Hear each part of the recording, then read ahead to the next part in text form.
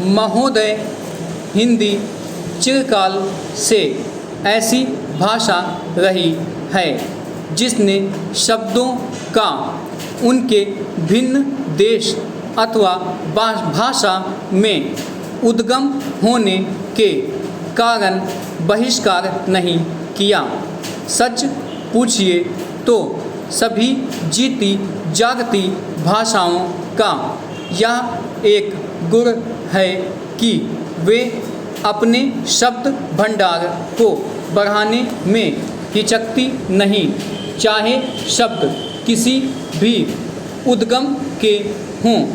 उन पर अन्य भाषाओं का प्रभाव पड़े बिना नहीं रह सकता, क्योंकि सभी जीती जागती भाषाओं में आदान प्रदान होता ही रहता है। इसलिए जब हम हिंदी को भारत के लिए एक सार्वभौम भाषा बनाना चाहते हैं तो प्रादेशिक भाषाओं के शब्दों और मुहावरों के लिए भी द्वार खुला रखना चाहिए। मैंने ऐसे कई लोगों के लेख देखे हैं जो हिंदी भाषी नहीं हैं और जिन्होंने हिंदी का अभ्यास राष्ट्रीय कामों के लिए भी किया है। उनके लेखों में कुछ ऐसे शब्द हैं और मुहावरे देखने में आए हैं जो अर्थ तो स्पष्ट कर देते हैं पर आधुनिक हिंदी में प्रचलित नहीं हैं। अन्य भाषा भाषी ऐसे शब्दों और मुहावरों को अक्सर व्यवहार में लाया करेंगे और हम हिंदी भाषियों को उनका स्वागत करना चाहिए, ना कि बहिष्कार।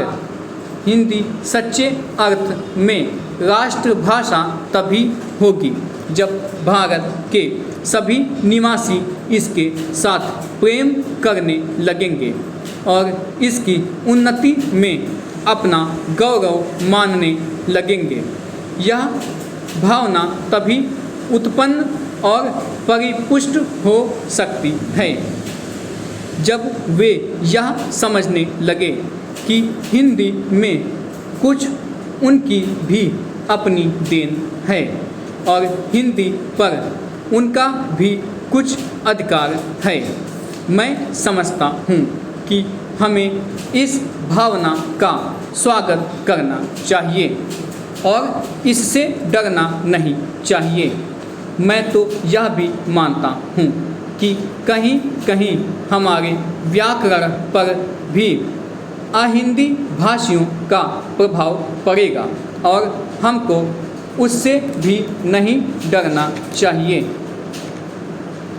इसलिए मैं चाहता हूँ कि हिंदी भाषी और हिंदी संस्थाएं निष्प्रह भाव से हिंदी की श्रीवृद्धि में लग जाएं, जिससे अन्य भाषा भाषी भी उसके विभिन्न प्रकार के साहित्य से परिचय पाने के लिए उसे सीखना आवश्यक समझें। जिस प्रकार आज कोई भी विद्वान आधुनिक विज्ञान में परिचय प्राप्त करने के लिए यूरोपीय भाषाओं का अध्ययन करना आवश्यक समझता है, यदि केवल काव्य अथवा ललित कला संबंधी ग्रंथ ही यूरोपीय भाषाओं में होते तो हमको उन भाषाओं को सीखने की शायद आवश्यकता भी ना होती, पर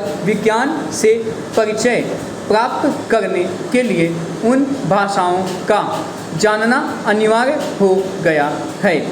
उसी प्रकार हिंदी भी इतनी समृद्ध होनी चाहिए कि आधुनिक विद्याओं को प्राप्त करने के लिए उसका जानना केवल पर्याप्त ही नहीं आवश्यक भी हो जाए तथा इस भाषा में मौलिक ग्रंथ भी लिखे जाएं, जिनको पढ़ने के लिए हिंदी भाषियों के लिए हिंदी सीखना आवश्यक हो जाए।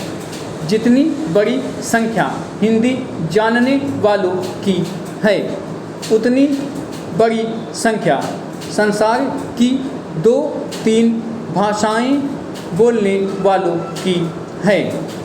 इसलिए यदि इतने लोगों में यह भावना उत्पन्न हो जाए कि वे हिंदी को संसार की भाषाओं में समुचित स्थान उपलब्ध कराना चाहते हैं तो हिंदी का गौरव बढ़ेगा।